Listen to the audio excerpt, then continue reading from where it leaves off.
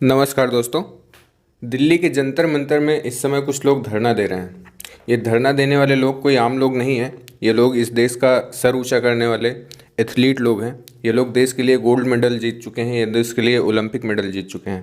दोस्तों, 100 करोड़ की जनता में बहुत बहुत ऐसे कम लोग हैं जो आगे बढ़ पाते हैं, और उन कम लोगों में से महिला होना ये और भी बड़ी बात है। और वो महिला पुरुष जो भी हो, इस देश के लिए जो भी नाम ऊंचा कर रहे हैं, वो लोग अपने खेल के प्रदर्शन को ध्यान में ना देते हुए इस समय वो क्या कर रहे हैं, वो इतनी गर्मी में धरना दे रहे हैं। धरना क्यों दे रहे हैं?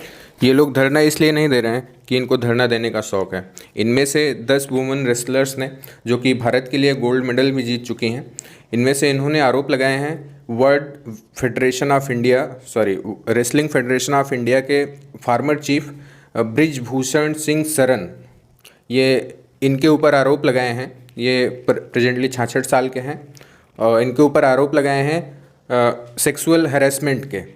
ये भाई साहब रेसलिंग फेडरेशन के चीफ थे, तो इनको महिलाओं के साथ ही रेसलिंग करने का भूत सवार हो गया था, तो इनके ऊपर आरोप लगाए।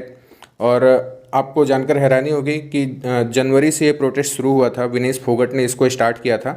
तो उस समय इनको आश्वासन दिया गया था, यूनियन मिनिस्ट्री ने एक ओवरसाइट कमेटी बनाई थी जिसको कि legendary boxer Mary Kom lead कर रही थी। तो ये जांच के लिए कमेटी बनाई गई थी।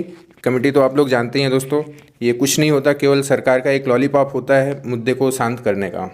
तो ऐसा ही हुआ, मुद्दा शांत हो गया। ये लगभग 3 महीने बाद जब इस कमेटी में इनको कुछ नहीं मिला, खिलाड़ियों को कुछ न्याय मिलता हुआ दिखाई नहीं दिया, तो इन लोगों ने दोबारा से धरने पर जाना उचित समझा। और इस बार पूरी की पूरी जो रेसलिंग कम्युनिटी है वो सभी लोग आ गए हैं, और उन्होंने तमाम सारी पार्टियों, चाहे वो कांग्रेस हो, बीजेपी हो, आप हो, सभी पार्टियों से सहयोग मांगा है कि आप लोग आएँ और हमें न्याय दिलवाएं। दोस्तों, कहीं जाइएगा मत। आपको मैं ब्रिजभूषण सिंह सरन की पूरी क्रिमिनल हिस्ट्री बताऊंगा। जी हाँ, आपको पता होगा कि ये नेता हैं तो बाय डिफ़ॉल्ट ये क्रिमिनल हो ही जाते हैं। और इनके ऊपर तो एक प्लस पॉइंट ये भी है कि बाबरी मस्जिद जो डिमोलिशन का केस था उसमें भी इनका नाम आ गया था। तो एक तरह से बीजेपी के लिए आंखों के तारे हो गए हैं। तो मैं इनकी आपको पूरी हिस्ट्री बताऊंगा। खैर, अभी के लिए आप जान लीजिए कि धरना देने वालों में मुख्य में कौन से हैं। तो इस बार जो धरना को लीड कर रहे हैं वो बजरंग पुनिया, जी हाँ, ये ओलंपिक मेडलिस्ट हैं। साक्षी मलिक, ये भी ओलंपिक मेडलिस्ट हैं। और विनेश फोगट, संगीता फोगट, सत्यव्रत कादियान, सोमवीर राठी, जितेंद्र किन्हा और भी बहुत सारे फेडरेशंस, ये सभी लोग लीड कर रहे हैं इसको। इनकी खिलाड़ियों की तरफ से जो वकील हैं वो हैं कपिल सिब्बल जी। तो कपिल सिब्बल की दलील पर सुप्रीम कोर्ट ने कनॉट प्लेस पुलिस से मांगा है कि आप लोगों ने अभी तक एफआईआर क्यों नहीं लिखी, आप हमें कारण बताइए।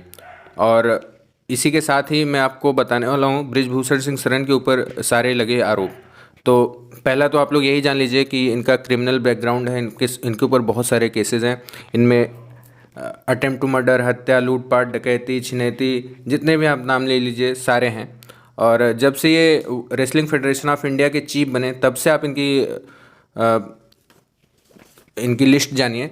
तो 2021 में रांची में एक एथलीट को इन्होंने स्टेज पर ही थप्पड़ मार दिया था। पता नहीं कुछ बात हुआ होगा, भाई साहब गर्म खून के इन्होंने थप्पड़ रसीद कर दिया। एक रेलवे कोच को 2021 में एक रेलवे कोच को उन्होंने तुरंत ही सस्पेंड कर दिया, उसकी ड्यूटी के दौरान ही सस्पेंड कर दिया। बोला कि आप बहुत एनिमेटेड हैं।